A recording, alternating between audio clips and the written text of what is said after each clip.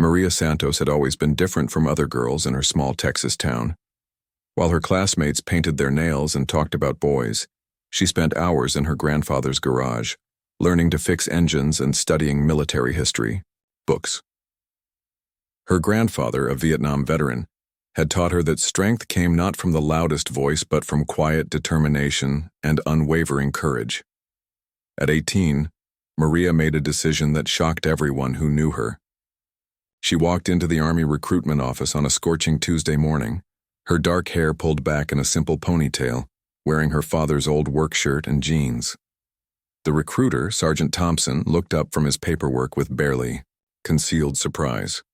Most young women who entered his office were chatty, asking dozens of questions about benefits and job opportunities. Maria simply sat down and said, "I want to serve my country." Her family's reaction was mixed. Her mother cried for 3 days straight, convinced that her quiet, bookish daughter would never survive the harsh realities of military life. Her father, a construction worker with calloused hands and a gentle heart, worried that Maria was too sensitive for the brutal world of combat training. Only her grandfather understood. He had seen the fire in her eyes when she read about the battles of World War II, had watched her face light up when he told stories about brotherhood and sacrifice on the battlefield. The night before she left, for basic training, Maria sat on her grandfather's porch listening to the cicadas sing in the warm evening air. He handed her a small worn notebook that had belonged to his father, a soldier in the Korean War. "Your great-grandfather never spoke much either," he said, his weathered hands trembling slightly as he placed the notebook in her palm. But when it mattered, when lives were on the line, his actions spoke louder than any words ever could. Basic training at Fort Moore was everything Maria had expected and nothing she was prepared for. The other recruits quickly sorted themselves into groups. There were the loud ones who seemed to thrive on the constant shouting and competition. There were the complainers who questioned every order and griped about the food, the heat, and the relentless pace. There were the social butterflies who somehow found time to gossip even during the most exhausting training exercises. Then there was Maria. She spoke only when spoken to, followed orders without question, and pushed herself harder than anyone else in her unit. During PT sessions, while others struggled with push-ups and pull-ups, Maria quietly exceeded every requirement. When they practiced marksmanship, her shots grouped tighter than most of the men in her company. During navigation exercises, she never got lost, never complained about the weight of her pack, and often helped struggling teammates find their way. But her silence made her a target. Drill Sergeant Williams, a mountain of a man with a voice that could shatter glass, seemed particularly irritated by Maria's quiet demeanor. "What's wrong, Santos?" he would bellow during morning formations. "Cat got your tongue? Or are you too good to talk to the rest of us?" The other recruits would snicker, grateful that someone else was bearing the brunt of Williams' attention. Maria never responded to the taunts. She would stand at perfect attention, her brown eyes focused straight ahead, her jaw set in a line of quiet determination. This only seemed to fuel Williams' frustration. He began assigning her extra duties, making her clean the latrines while others relaxed, forcing her to run additional miles when the rest of the company was dismissed for chow. The breaking point came during the 4th week of training. The recruits were practicing urban warfare scenarios in a mock city built on the training grounds. They had been divided into 2 teams for a capture-the-flag exercise that would test everything they had learned about tactics, communication, and teamwork. Maria found herself on the red team, led by Jackson, a cocky recruit from California, who never missed an opportunity to remind everyone that his father was a Marine colonel. Jackson's strategy was loud and aggressive. He wanted to charge straight through the center of the mock city, overwhelming the blue team with superior firepower and speed. Most of the red team nodded eagerly, caught up in Jackson's confidence and energy. When Jackson finished outlining his plan, he looked around the group with a satisfied grin. "Any questions?" he asked, clearly expecting none. Maria raised her hand slowly. The gesture was so unexpected that the entire group fell silent. Jackson's grin faltered slightly. "Yes?" he said, his tone suggesting that any input from the silent girl would be unwelcome. Maria stood up, her voice quiet but clear. The blue team will expect a frontal assault.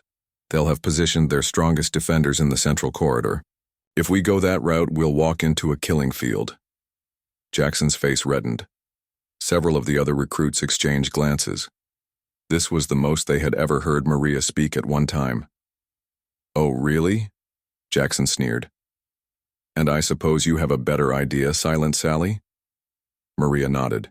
She picked up a stick and began drawing in the dirt, creating a rough map of the mock city. "There's a drainage tunnel that runs under the eastern section. It's not marked on the official maps, but I noticed it during our recon exercise last week. If we split into 3 groups, send one as a diversion through the center, one around the western flank, and a small team through the tunnel, we can hit them from 3 directions simultaneously." The group stared at the simple diagram in the dirt. Jackson's plan had been all about brute force and noise. Maria's plan was subtle, requiring coordination and trust. It was the kind of strategy that could either fail spectacularly or succeed brilliantly. Jackson kicked dirt over Maria's diagram. "That's the stupidest thing I've ever heard," he declared. "We're soldiers, not sewer rats. We're going with my plan." Maria said nothing more. She simply nodded and took her assigned position in Jackson's formation. But as they prepared to begin the exercise, she caught the eye of Rodriguez, a quiet recruit from New Mexico who had been struggling with the physical demands of training. She had helped him with his marksmanship more than once, never making a big deal about it, just quietly offering tips and encouragement. Rodriguez moved closer to her. "I think your plan makes sense," he whispered. "It doesn't matter now," Maria replied softly. "We follow orders." But as they moved into position for Jackson's frontal assault, Maria noticed something that made her blood run cold. Through her binoculars, she could see that the blue team had indeed positioned their strongest defenders exactly where she had predicted. Worse, they had set up what looked like a devastating crossfire pattern. Jackson's aggressive charge would send her teammates directly into a trap that could result in serious injuries, even in a training exercise. The whistle blew. Jackson raised his hand to signal the charge. Maria had perhaps 3 seconds to make a decision that would change everything. Maria broke ranks. As Jackson's hand came down to signal the charge, Maria suddenly veered left, sprinting toward the eastern section of the mock city. Behind her, she could hear Jackson shouting orders, his voice cracking with anger and confusion. The rest of the red team hesitated, caught between following their designated leader or the girl who had never spoken up before, but was now acting on pure instinct. Rodriguez made the split-second decision to follow Maria. Then Henderson, a farm boy from Iowa who had always respected Maria's quiet competence. Within moments, half the red team was streaming after her, leaving Jackson with only 3 soldiers for his frontal assault. "Santos!" Jackson screamed across the training ground. "Get back here! That's an order!" But Maria was already sliding into the drainage tunnel she had discovered weeks earlier. The concrete pipe was narrow and dark, filled with mud and standing water that soaked through her uniform. Rodriguez squeezed in behind her, followed by Henderson and 3 others.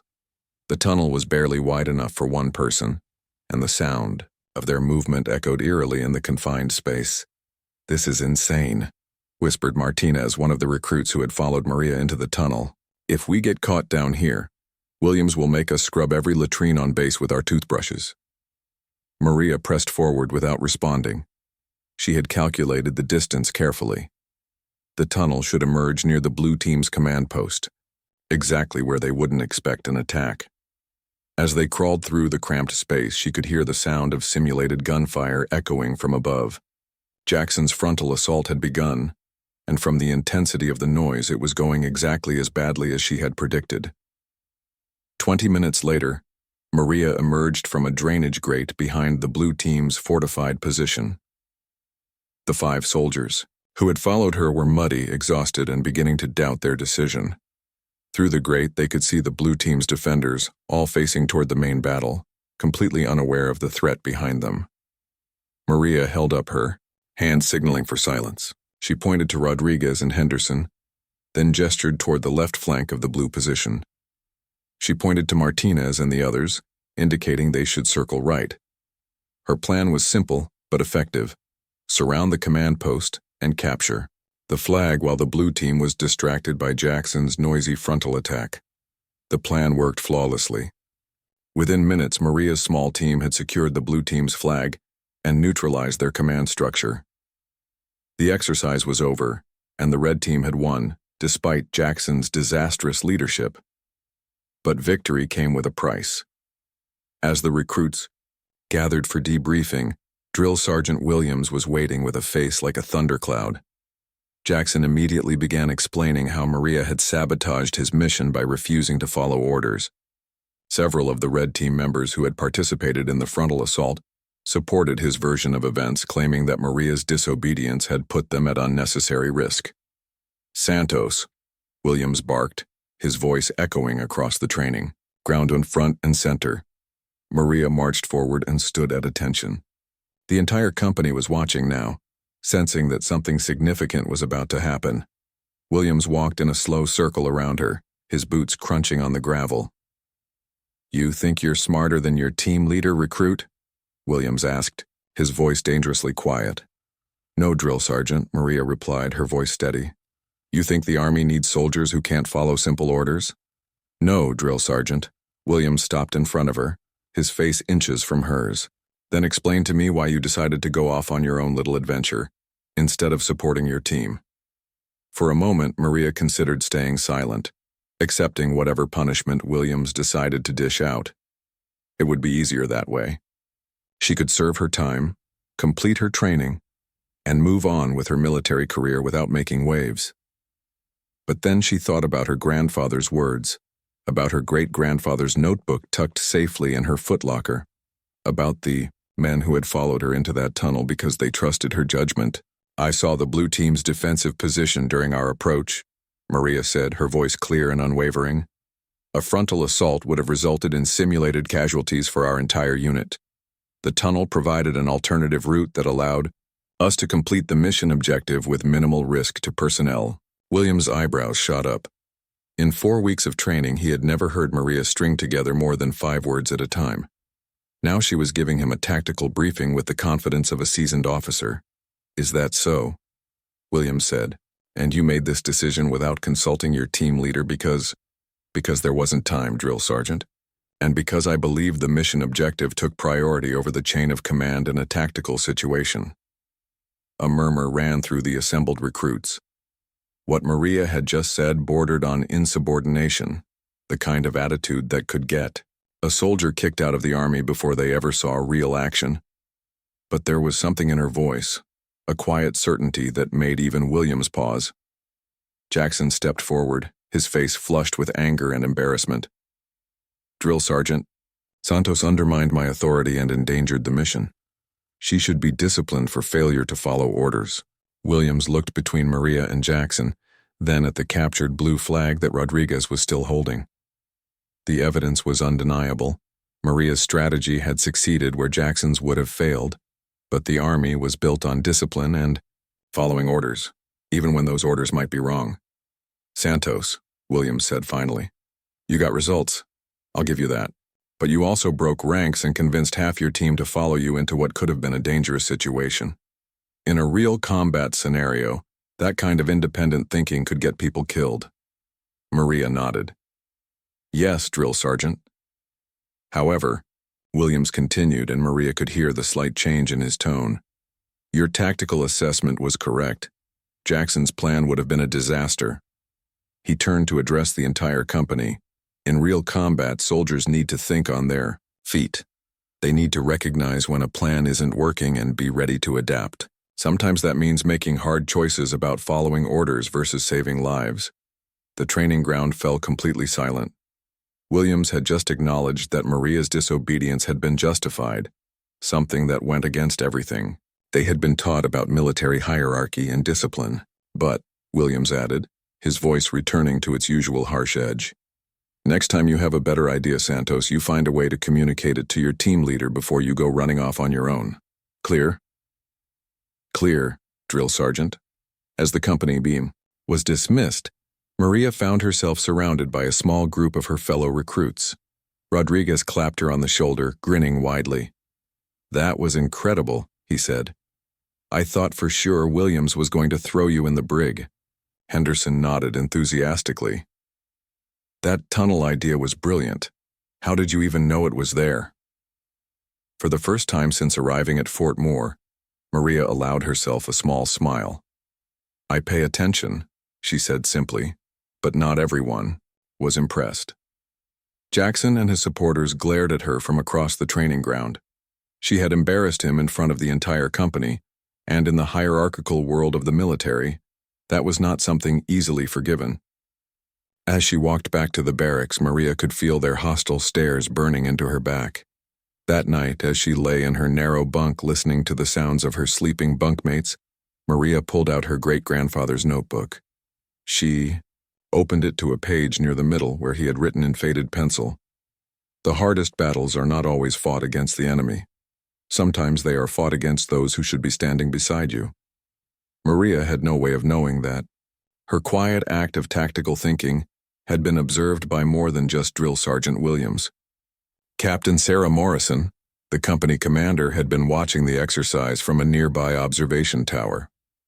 Morrison was a combat veteran who had served 3 tours in Afghanistan, and she recognized real leadership potential when she saw it. The next morning brought new challenges. During PT, Jackson deliberately shouldered into Maria during their morning run, causing her to stumble. When they practiced hand-to-hand combat, his partners seemed unusually aggressive, throwing punches just a little too hard, holding submission, holds just a little too long. The message was clear. Fall in line or face the consequences. Maria endured it all in silence.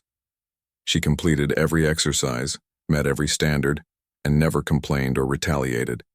But inside, she was learning valuable lessons about human nature, about how some people responded to being challenged, and about the difference between leadership and simply being loud. The real test came during the 6th week of training when the company was scheduled for their most challenging exercise yet, a 3-day field training exercise that would simulate real combat conditions. They would be dropped in an unfamiliar area with limited supplies and tasked with completing a series of objectives while being hunted by a team of seasoned instructors playing the role of enemy forces. Captain Morrison announced the exercise during the morning briefing, her crisp uniform and confident bearing commanding immediate attention from every recruit in the room. "This exercise will test everything you've learned," she explained. "You'll be operating in small teams, cut off from regular communication, forced to make decisions under pressure. Some of you will discover that you have what it takes to be real soldiers. Others will learn that they need to find a different career path." The recruits were divided into squads of 8 soldiers each. Maria found herself assigned to Squad Charlie, along with Rodriguez, Henderson, and Martinez, the soldiers who had followed her through the tunnel.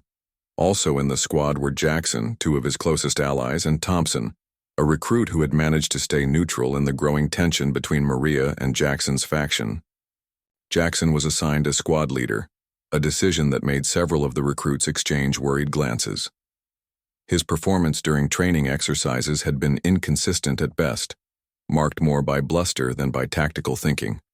But rank and seniority mattered in the Army, and Jackson had been elected by the other squad leaders as the most experienced among them.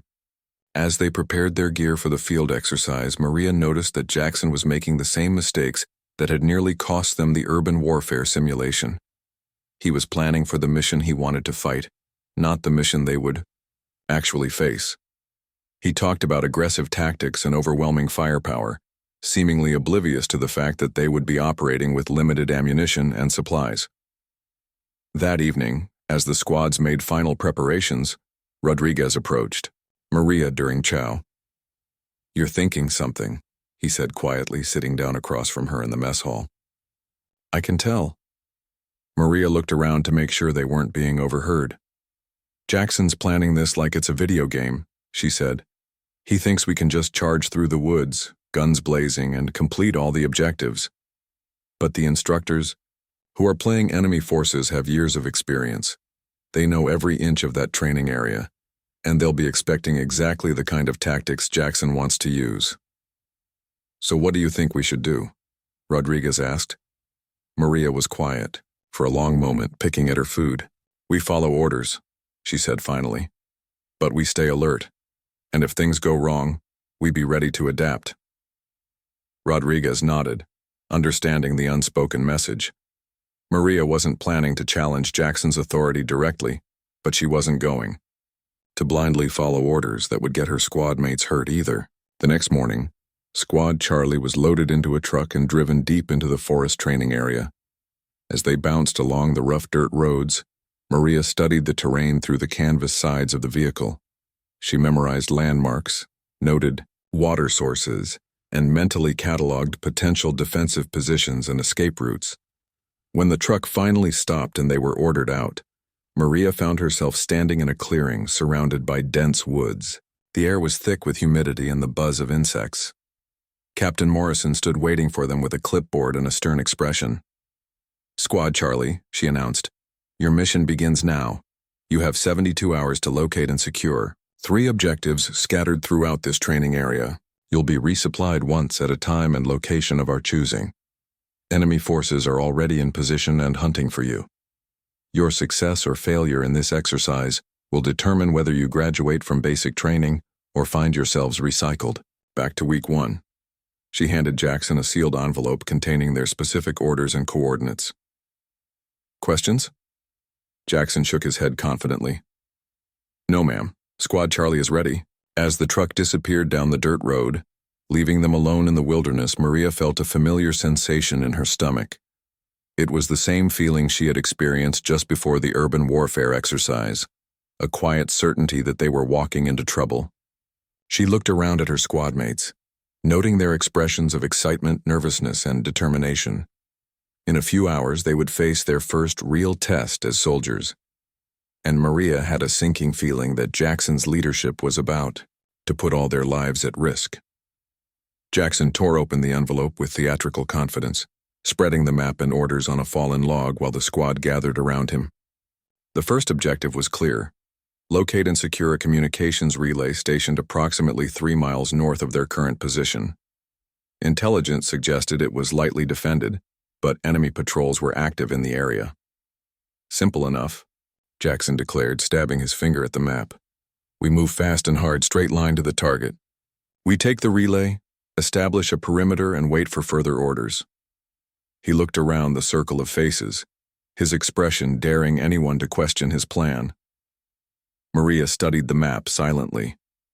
The direct route Jackson had chosen would take them through a valley with minimal cover, then up a steep hill where they would be visible for miles.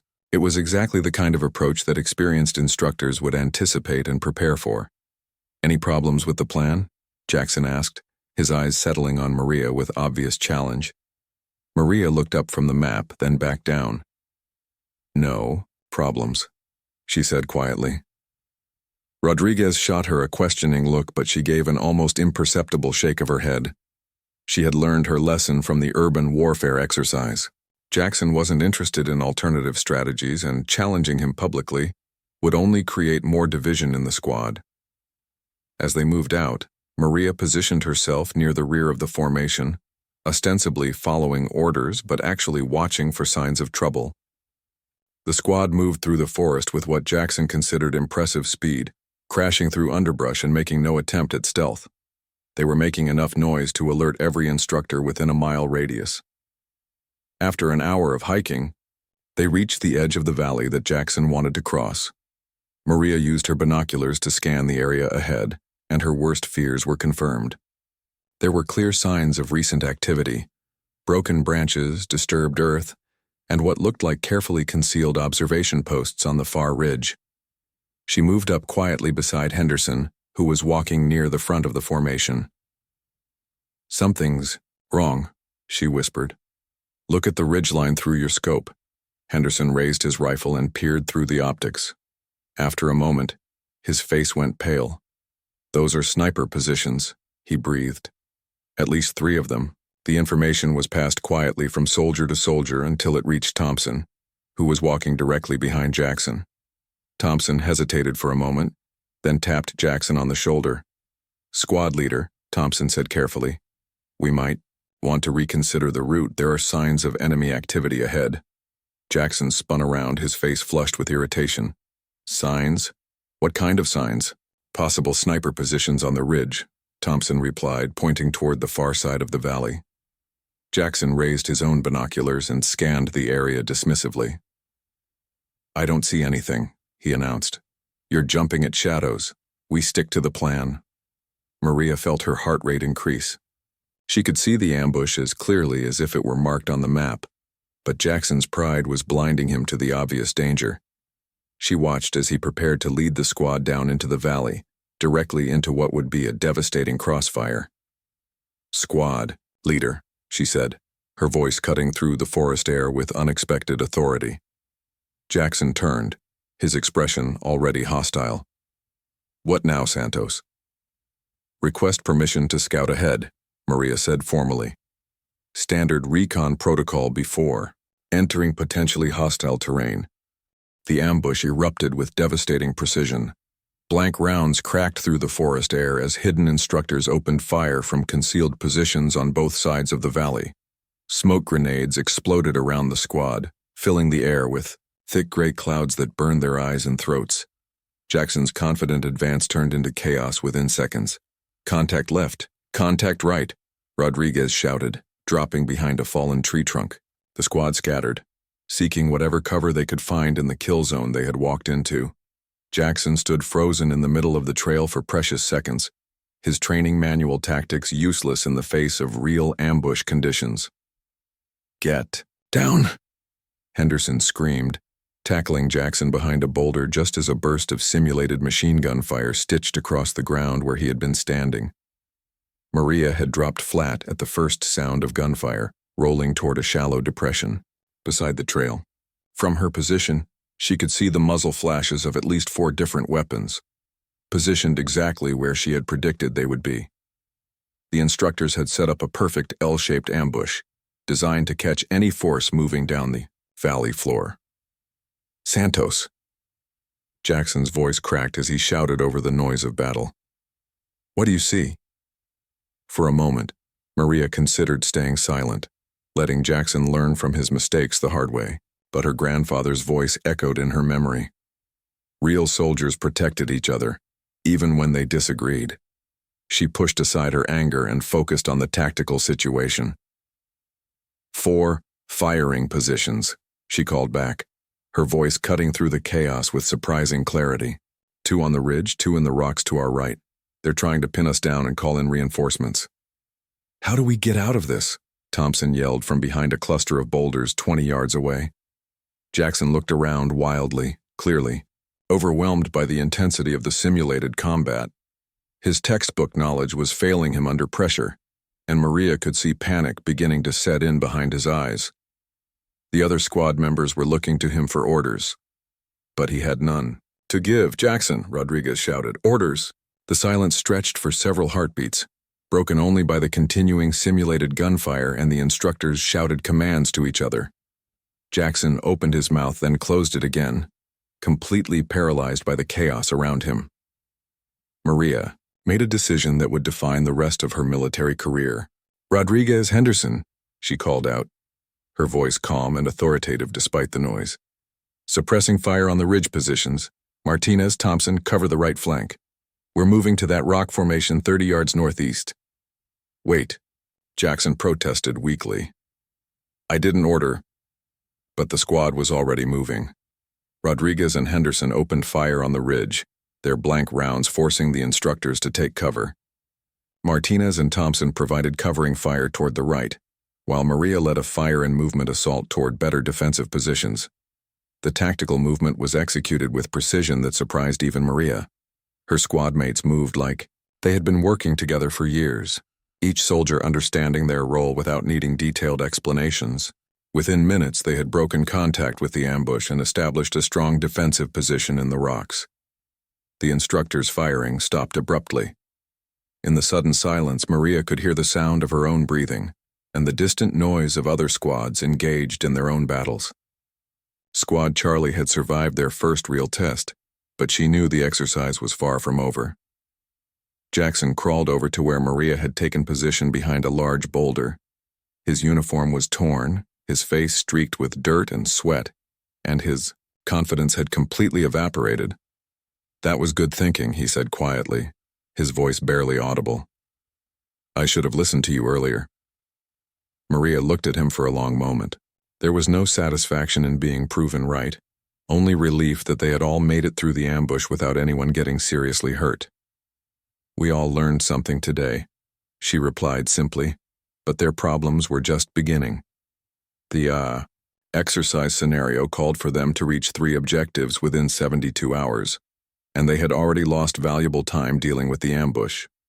Worse, the instructors now knew exactly where they were and would be planning additional challenges. As the squad took stock of their situation, Maria realized that something had fundamentally changed in the group dynamics.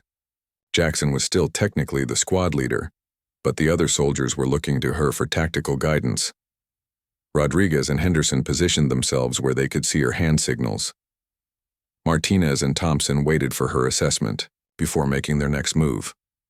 All right, Jackson said, attempting to reassert his authority. We need to reach the communications relay by nightfall.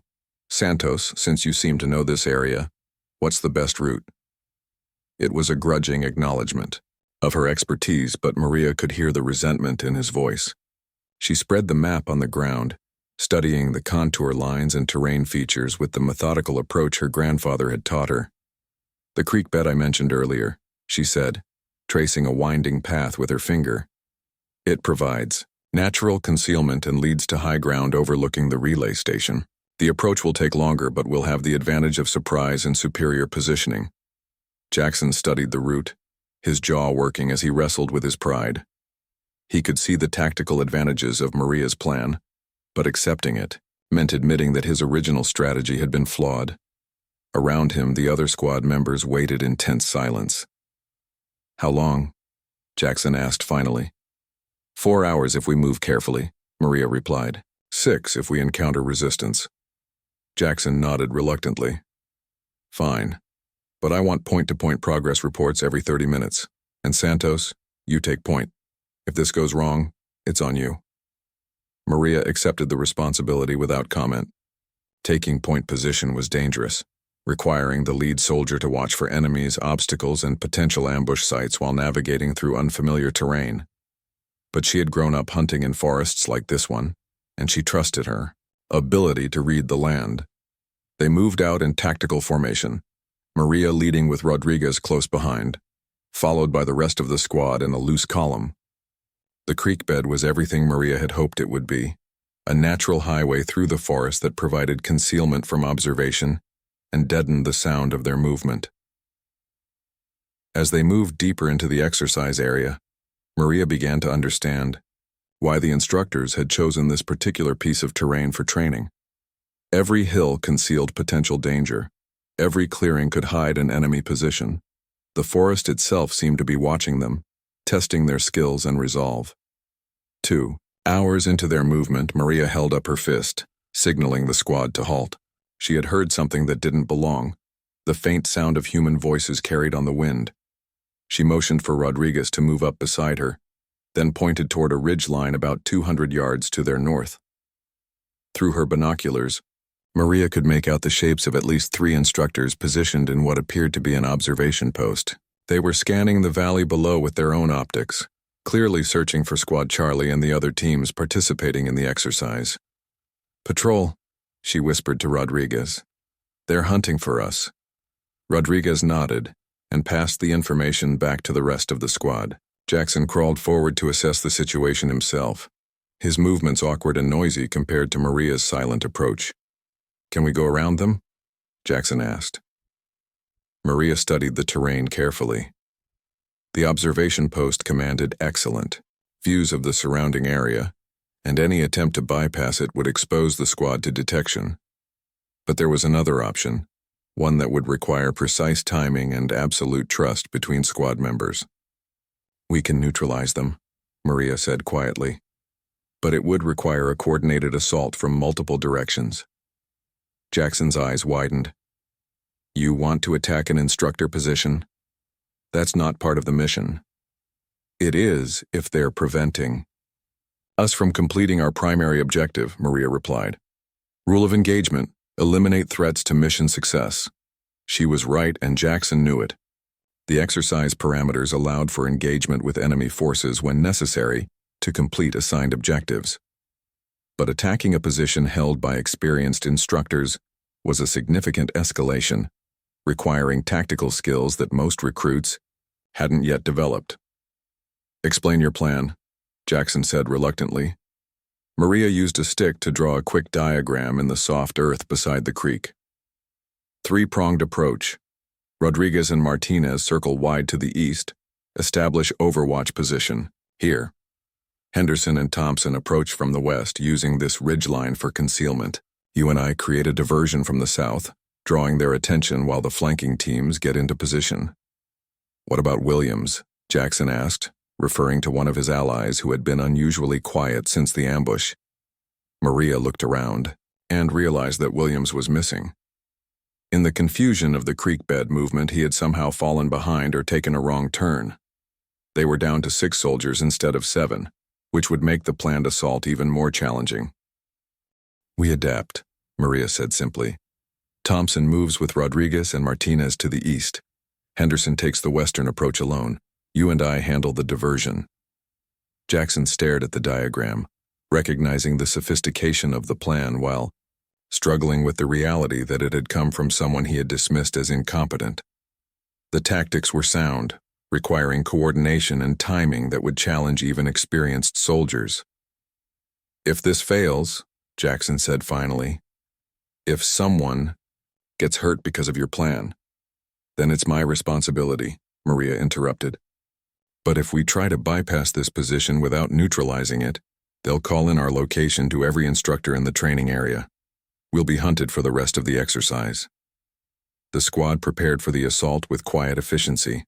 Rodriguez checked his weapon and ammunition, his face serious but determined. Henderson tested his radio to ensure communication with the other teams. Martinez and Thompson coordinated their movement to the eastern position, using hand signals to confirm their understanding of the plan. As they prepared to move out, Jackson pulled Maria aside. "Why are you doing this?" he asked, his voice lower than usual. "You could have let me fail, made me look like an idiot in front of everyone." Maria looked at him steadily. "Because we're soldiers," she said. "And soldiers don't leave each other behind, even when they disagree." The assault began. 15 minutes later, Maria and Jackson approached the observation post from the south, making just enough noise to attract attention without appearing obviously threatening. Through her scope, Maria could see the instructors tracking their movement, adjusting their positions to maintain visual contact. "Contact south," she heard one of the instructors radio to his team. 2 personnel moving toward checkpoint Alpha. "Right on schedule," Rodriguez's voice crackled through Maria's earpiece. "Overwatch in position. Clear shot on target 2. Henderson confirmed from the west. Western approach complete. Ready for assault." Maria looked at Jackson, seeing a mixture of fear and determination in his eyes. This was his moment to prove that he could lead when it mattered, that he could trust his soldiers and make the hard decisions that real combat required. "Execute," Jackson commanded, his voice steady for the first time all day. The coordinated assault was a thing of beauty. Rodriguez and Martinez provided precise covering fire from their elevated position, forcing the instructors to keep their heads down. Henderson approached from the west with the stealth of a natural-born scout, using every piece of cover to remain undetected. Maria and Jackson pressed their attack from the south, advancing by bounds with professional precision. The instructors, experienced as they were, found themselves outmaneuvered by a group of recruits who were supposed to be weeks away from graduation. Within minutes, all 3 positions had been neutralized, according to exercise rules, and Squad Charlie had secured the observation post. Sergeant Williams himself emerged from one of the concealed positions, his expression a mixture of surprise and grudging respect. "Well executed," he admitted, looking directly at Maria. That was some impressive tactical thinking for a bunch of recruits, but Maria's attention was already focused on the next challenge. Through the captured observation post's equipment, she could see the communications relay in the distance. It was heavily defended, surrounded by obstacles and defensive positions. That would make their earlier ambush look like a training drill. The real test was still ahead of them. The communications relay station sat on a hilltop like a fortress, surrounded by razor wire and defensive positions that had been carefully constructed to repel exactly the kind of assault squad Charlie was supposed to execute. Through the captured observation equipment, Maria could count at least 8 instructor positions, each one covering a different approach route to the objective. Jackson studied the target through binoculars, his face growing paler by the minute. "This is impossible," he muttered. "They've got every angle covered. How are we supposed to get through all that?" Rodriguez pointed to a cluster of buildings near the base of the hill. "What about those structures? Could we use them for cover?" "Negative," Henderson replied, checking his map coordinates. "Those are marked as off-limits, probably booby-trapped or defended." Maria remained silent, methodically studying every detail of the relay station's defenses. She had noticed something that the others had missed, a pattern in the defensive positions that suggested a weakness in their setup. The instructors had positioned themselves to repel a conventional assault, but they had made one crucial assumption about how recruits would approach the problem. "Santos," Jackson said, his voice lacking its earlier hostility. "What do you think?" Maria lowered her binoculars and considered her words carefully. What she was thinking would sound crazy to anyone who approached warfare conventionally. But her grandfather had taught her that the best military leaders throughout history had succeeded by doing things their enemies didn't expect. "They're defending against an attack," she said slowly. "But they're not defending against infiltration." "What's the difference?" Martinez asked. Maria pointed toward the relay station. "An attack announces itself. Lots of noise, obvious movement, direct confrontation. They're ready for that. But infiltration is different. It's about becoming invisible, moving through their defenses without being detected." Thompson shook his head. "How do you infiltrate a position with 8 defenders and no cover? It's not like we can just walk up and knock on the door." Maria smiled for the first time since the exercise began. "Actually, that's exactly what we're going to do." She explained her plan in detail, and with each word, the expressions on her squad mates' faces shifted from skepticism to amazement to outright concern for her sanity. The plan was audacious, requiring split-second timing and absolute trust between team members. It was also completely contrary to everything they had been taught about conventional military tactics. "You want to surrender?" Jackson asked incredulously. "Just walk up to their position with your hands up?" "Not surrender," Maria corrected. "Deception.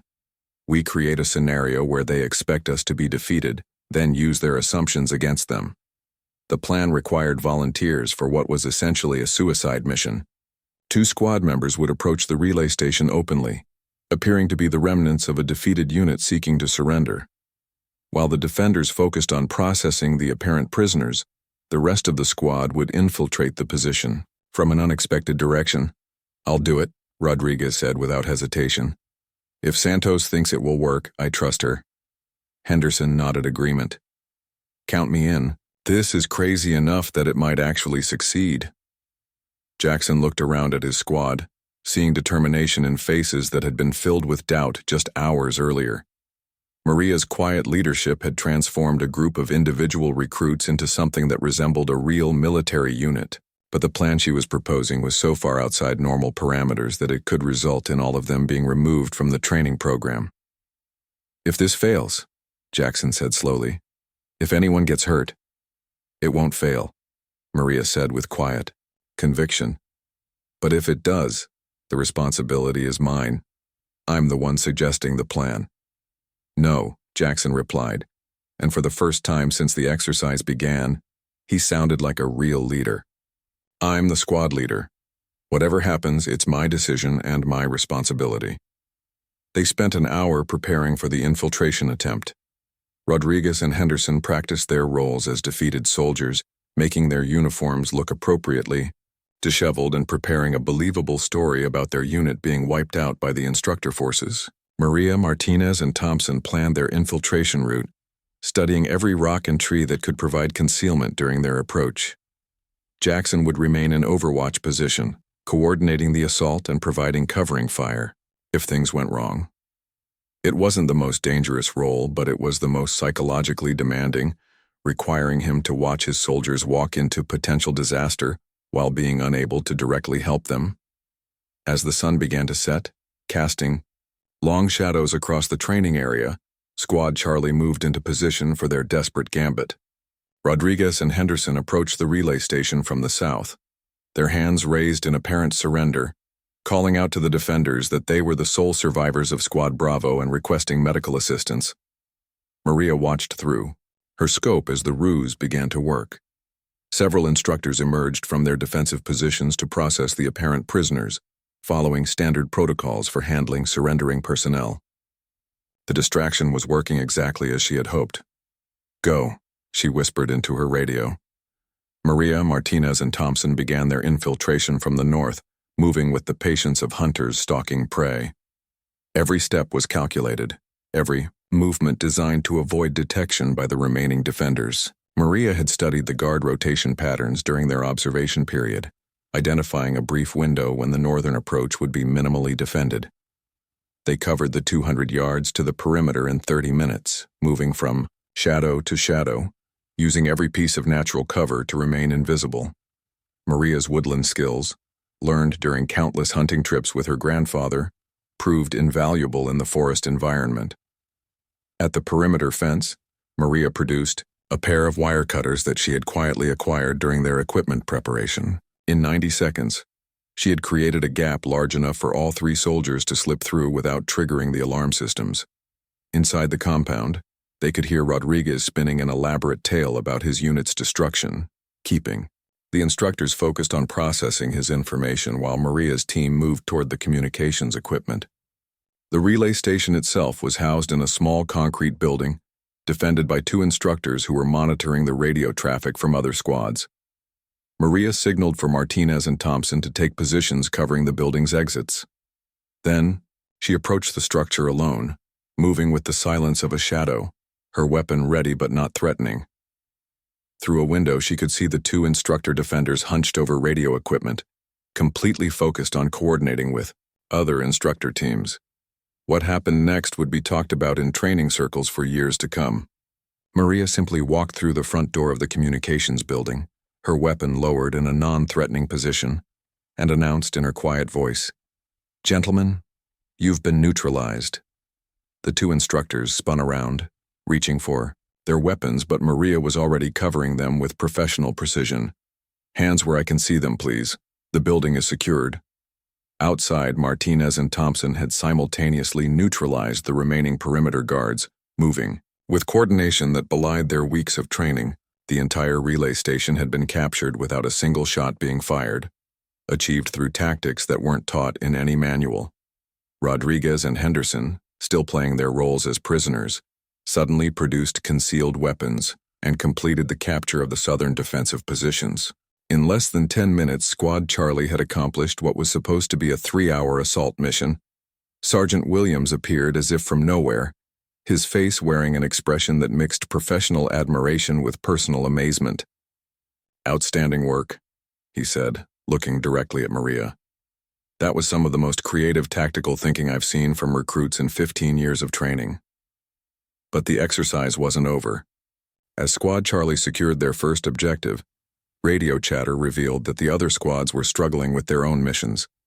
Squad Alpha had been pinned down by instructor forces and was requesting immediate assistance. Squad Bravo had actually been eliminated entirely, their members tagged as casualties and removed from the field. Captain Morrison's voice crackled through the radio with new orders for Squad Charlie. "Proceed to secondary objective and provide assistance to Squad Alpha. Time-critical mission.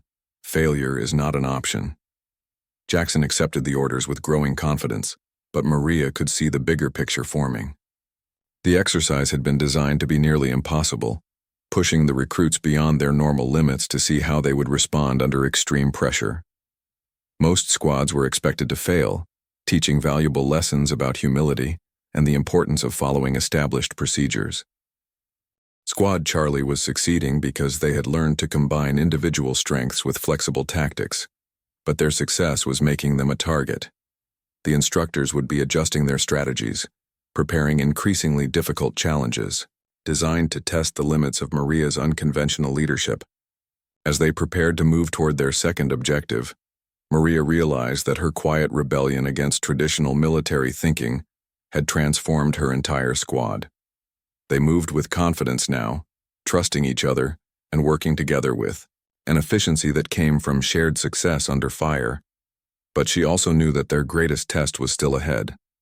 The instructors wouldn't be caught off guard again, and the challenges they faced next would require every ounce of skill, courage, and determination that Squad Charlie could muster. Jackson approached her as they prepared to move out. "Santos," he said quietly, "I want you to know that I was wrong earlier. About your tactics, about your leadership, about everything. You've proven yourself 10 times over." Maria looked at him steadily. "We're all learning," she replied. "The important thing is that we're learning together." As Squad Charlie disappeared into the forest, moving toward their next challenge with the confidence of proven warriors, Maria felt something she had never experienced before. For the first time in her life, she wasn't just the quiet girl who observed from the sidelines. She was a soldier, leading other soldiers, making decisions that mattered. Behind them, the captured communications relay continued broadcasting, sending signals that would help coordinate the rescue of Squad Alpha and potentially change the outcome of the entire training exercise. Maria's quiet revolution was just beginning, and the instructors were about to discover that their most challenging recruit had been hiding in plain sight all along. The forest ahead held dangers they couldn't yet imagine, but Squad Charlie moved forward with the knowledge that they had already achieved something remarkable. They had learned to trust each other, to think beyond conventional tactics, and to follow a leader who proved that sometimes the quietest voice carried the most wisdom. In a few hours, they would face their ultimate test, a challenge that would require everything they had learned and more. But for now, they moved through the darkness with the confidence of soldiers who had discovered that victory often came not from the loudest plan, but from the most thoughtful one. The assault erupted, with devastating effectiveness. Squad Charlie emerged from positions the instructors had never considered vulnerable. Their coordinated fire, forcing the experienced sergeants to abandon their carefully planned siege and scramble for defensive cover. Within seconds, the tables had completely turned. Rodriguez and Henderson, still playing their roles as defeated prisoners, suddenly produced concealed weapons and neutralized their guards from point-blank range. Martinez and Thompson swept through the eastern positions, using the confusion to maximum advantage. Maria herself moved like a shadow through the command post, systematically eliminating targets with precision that would have impressed veteran Special Forces operators. "What the hell?" Sergeant Williams shouted as his perfectly orchestrated training scenario collapsed around him. "Where did they come from?" The siege of Squad Alpha crumbled as the instructors found themselves fighting, a two-front battle they hadn't prepared for. Alpha Squad, recognizing the opportunity, immediately broke from their defensive positions and linked up with Charlie Squad in the center of the clearing. The combined force of both squads quickly overwhelmed the remaining instructor positions. Captain Morrison, watching from her command vehicle a mile away, could hardly believe the radio reports she was receiving. Squad Charlie had not only completed an impossible rescue mission, but had done so using tactics that weren't taught in any military manual. She grabbed her field radio and called for a complete after-action review. "All units, cease fire. Exercise complete. All personnel report to the assembly area immediately." As the smoke cleared and the training simulation ended, the full scope of what Squad Charlie had accomplished became apparent. They had neutralized an 8-person instructor team, rescued a trapped squad, and secured their primary objective, all while sustaining 0 casualties. The tactical innovation they had displayed was beyond anything expected from basic training recruits. But the most remarkable transformation had occurred within Squad Charlie itself. Jackson approached Maria as they gathered their equipment, his earlier hostility completely replaced by genuine respect. "Santos," he said, "I owe you an apology. Actually, I owe you a lot more than that. You saved our entire squad tonight, and you did it despite my stupidity and pride." Maria looked at him steadily. "We all did our jobs," she replied simply. "That's what soldiers do." but Jackson shook his head. No, it's more than that. You taught us something tonight about real leadership. It's not about being the loudest or the most aggressive. It's about seeing clearly, thinking carefully, and taking care of your people. The after-action review was conducted by Captain Morrison herself, with Sergeant Williams and the other training instructors, forming a semicircle around the assembled recruits. Morrison's expression was unreadable as she consulted her clipboard and reviewed the exercise reports. Squad Charlie, Morrison began, your performance tonight was unprecedented. You completed objectives that were designed to be extremely challenging. You rescued fellow soldiers under impossible circumstances, and you did it all using tactics that demonstrated remarkable creativity and initiative. The recruits from other squads listened with a mixture of admiration and disbelief. Stories of Squad Charlie's underground infiltration and coordinated assault were already spreading through the company, growing more elaborate with each retelling. However, Morrison continued, and Maria felt her stomach tighten. Your methods also demonstrated a concerning disregard for established procedures and chain of command. Several of your tactical decisions bordered on insubordination. Jackson stepped forward. Ma'am, any failures in command responsibility are mine alone. Private Santos was following my orders and executing my tactical plans. It was a lie, and everyone present knew it, but it was also the act of a leader protecting his soldiers, something that didn't go unnoticed by the observing officers. Morrison studied Jackson's face for a long moment, then turned her attention to Maria. Private Santos, step forward. Maria marched to position in front of the captain, coming to rigid attention. Around her, she could feel the weight of dozens of watching eyes, recruits and instructors alike, waiting to see how this unusual situation would be resolved. Santos, Morrison said, your grandfather was Master Sergeant Miguel Santos, 3rd Battalion, 7th Cavalry, Vietnam, correct? Yes, ma'am, Maria replied, surprised that Morrison knew her family history. I served under your grandfather during my first deployment in Afghanistan, Morrison continued. He was my platoon sergeant, and he taught me that real leadership isn't about following rules blindly. It's about making the hard decisions that keep soldiers alive and missions successful. The assembled recruits exchanged glances. This was not the direction any of them had expected the debriefing to take. Your grandfather also taught me, Morrison went on, that the best soldiers are often the quiet ones, the ones who observe, think, and act when it matters most. Tonight you demonstrated exactly those qualities. Morrison paused, consulting her clipboard one more time. Private Santos, effective immediately. You are promoted to acting squad leader for the remainder of basic training. Congratulations. You've just earned yourself more responsibility and a lot more headaches. The announcement hit the assembled recruits like a thunderbolt. Promoting a recruit during basic training was almost unheard of, reserved for extraordinary circumstances. An exceptional performance. Maria felt her knees go weak, but she maintained her position at attention. Furthermore, Morrison added, Squad Charlie will serve as the demonstration unit for next week's tactical training exercises. Other squads will study your methods and learn to incorporate unconventional thinking into their own operations. As the formal debriefing concluded and the recruits were dismissed to their barracks, Maria found herself surrounded by soldiers from other squads, all eager to hear first-hand accounts of the infiltration and assault. For someone who had spent her entire military career trying to remain invisible, the attention was overwhelming.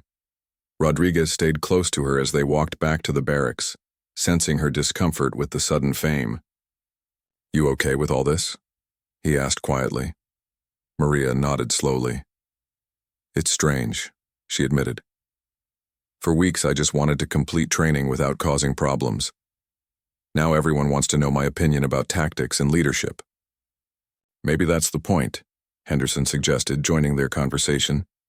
Maybe the Army needs soldiers who think differently, who can see solutions that others miss. Over the following weeks, Maria's influence on her company became increasingly apparent. Other squads began adopting modified versions of her unconventional tactics. Reconnaissance methods improved as recruits learned to look for opportunities that weren't marked on official maps. Combat exercises became more creative as Soldiers discovered that the best plans often came from unexpected sources. Sergeant Williams, who had initially been Maria's harshest critic, became one of her strongest supporters. He recognized that her quiet observation and tactical innovation represented exactly the kind of adaptive thinking that modern military operations required. "Santos has something special," he told Captain Morrison during their weekly training review. "She sees the battlefield differently than anyone I've trained. With the right development, she could become an exceptional officer." But Maria's transformation, from silent observer to tactical leader, wasn't without challenges. Some recruits resented her rapid promotion and the attention her methods received. A few instructors questioned whether her unconventional approaches would translate to real combat situations where following established procedures could mean the difference between life and death. The final test came during graduation week, when the entire company participated in a complex wargame scenario that would determine their assignments following basic training. Maria found herself commanding not just Squad Charlie, but coordinating with 3 other squads in a mission that required everything they had learned over the previous months. The objective was ambitious: capture and hold a fortified position against a counterattack by the instructor force, demonstrating mastery of offensive operations, defensive tactics, and multi-unit coordination. It was the kind of challenge that typically resulted in at least 50% simulated casualties, teaching recruits about the harsh realities of modern warfare. Maria approached the mission with the same methodical analysis that had characterized all her previous operations. She studied maps, assessed enemy capabilities, and developed contingency plans for every possible scenario. But this time, she also had to consider the personalities and capabilities of soldiers from other squads, many of whom had never worked with her unconventional methods. The battle began at dawn, with Maria's combined force moving toward their objective through terrain that offered minimal concealment. The instructors had chosen their defensive position carefully, a hilltop compound with excellent sight lines in every direction, protected by natural obstacles and prepared fighting positions. As they approached the target area, Maria noticed something that made her change her entire battle plan. The instructors were using standard defensive tactics, positioning themselves to repel a conventional assault from the most obvious approach routes. But they had made one crucial assumption: that the recruits would attack like recruits, following textbook procedures and predictable patterns. Maria called for a leadership meeting with the other squad leaders, gathering them in a small grove of trees about a mile from the objective. The other leaders were experienced recruits who had performed well throughout training, but they had never worked with Maria's unconventional methods. "Standard assault doctrine calls for a coordinated attack from multiple directions," said Phillips, leader of Squad Delta. "We establish a base of fire, advance by bounds, and overwhelm their defensive positions through superior numbers and firepower." "That's exactly what they're expecting," Maria replied quietly. "Look at their positioning. They've prepared for that exact type of attack. If we give them what they expect, we'll lose half our force before we get within 200 yards of the objective." Williams, leader of Squad Bravo, studied the distant hilltop through his binoculars. "So what do you suggest? We can't just sit here until they get bored and leave." Maria spread her map on the ground, pointing to features that the others had overlooked. "There's an old mining road that circles around the back of the hill. It's overgrown and not marked on current maps, but I spotted it during our initial reconnaissance. If we can get one squad into position on the backside of the hill, we can create a diversion that will draw their attention away from the main assault." Phillips frowned. "That's a lot of extra movement for a simple diversion. Why not just use artillery simulation or smoke screens?" "Because this isn't about the diversion," Maria explained patiently. "It's about changing the fundamental nature of the engagement. Right now, they're fighting the battle they want to fight. We need to force them to fight the battle we choose." She outlined a complex plan that would require precise timing and complete trust between squads that had never worked together before. Instead of a frontal assault, she proposed a series of coordinated feints and infiltrations designed to collapse the instructor defensive perimeter from multiple directions simultaneously. The other squad leaders listened with growing amazement, as Maria described tactics that seemed to come from advanced military academies rather than basic training. Her plan accounted for variables they hadn't even considered: wind direction for smoke deployment, psychological factors affecting defender morale, and the specific personalities of individual instructors. This could work, Williams admitted reluctantly, but it's incredibly complex. If any part of the coordination fails, the whole thing falls apart. Simple plans fail when the enemy does something unexpected, Maria replied. Complex plans succeed because they give us options when things don't go according to script. Jackson, who had been listening quietly, finally spoke up. Maria's plans haven't failed us yet. I say we trust her tactical judgment. The endorsement from her former rival carried significant weight with the other squad leaders. Within an hour, they had committed to Maria's unconventional strategy, despite the risks involved. The assault began 3 hours later with what appeared to be a routine reconnaissance mission. Squad Delta approached the hilltop from the east, moving openly enough to be detected while maintaining sufficient cover to avoid immediate elimination. As expected, the instructor defenders focused their attention on this apparent threat. While the instructors tracked Squad Delta's movement, Maria led the other 3 squads in a wide flanking maneuver that took them completely around the hill's base. Using the overgrown mining road she had discovered, they positioned themselves for a coordinated assault from the least defended approach. The final phase of the battle demonstrated everything Maria had learned about leadership, tactics, and the importance of thinking beyond conventional wisdom. Her coordinated assault collapsed the instructor defensive perimeter in minutes, achieved through precise timing and innovative use of terrain features that weren't mentioned in any training manual. When the smoke cleared and the exercise officially ended, Captain Morrison stood at the center of the captured hilltop with an expression of amazement. Around her, training instructors were shaking their heads in disbelief, discussing how a group of recruits had executed tactics that challenged their own assumptions about modern warfare. Outstanding work, Morrison announced to the assembled recruits. This exercise was designed to teach you about the realities of combat operations. Instead, you taught us about the power of innovative thinking and adaptive leadership. She turned to address Maria directly. Private Santos, your performance throughout this training cycle has been exceptional. Upon graduation, you'll be assigned to the Advanced Infantry School for additional tactical training. From there, you'll be fast-tracked for Officer Candidate School. The announcement was met with cheers from Squad Charlie and respectful applause from the other recruits. Maria had not only survived basic training, but had distinguished herself as a soldier with the potential for significant leadership responsibility. But the most meaningful moment came later that evening, during the informal celebration in the barracks. Jackson approached Maria with a small wrapped package, his expression serious but grateful. I got this from my father, he said, handing her the package. It's a compass that belonged to his grandfather, a Marine who fought in the Pacific during World War II. I want you to have it.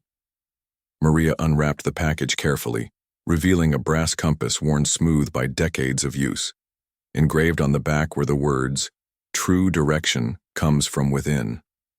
I can't accept this, Maria protested. It belongs to your family. And now it belongs to someone who knows how to use it, Jackson replied firmly. You taught me that leadership isn't about giving orders. It's about finding the right path and helping others follow it. As Maria held the compass in her hands, she thought about the journey that had brought her to this moment. 3 months earlier, she had been the quiet girl who never spoke up in class, never challenged authority, never imagined that she could lead others. Tonight, she was a soldier who had proven that sometimes the most powerful voice was the one that spoke through action rather than words. The weeks that followed brought new challenges and opportunities. Maria excelled in Advanced Infantry School, where her unconventional tactical thinking was not just accepted but encouraged. Her instructors recognized that modern warfare required leaders who could adapt to changing conditions and think beyond established doctrine. Years later, Major Maria Santos would become known throughout the Army for her innovative approaches to small unit tactics and her ability to develop leadership potential in soldiers who might otherwise be overlooked. She would serve multiple combat deployments, earning decorations for valor and tactical excellence.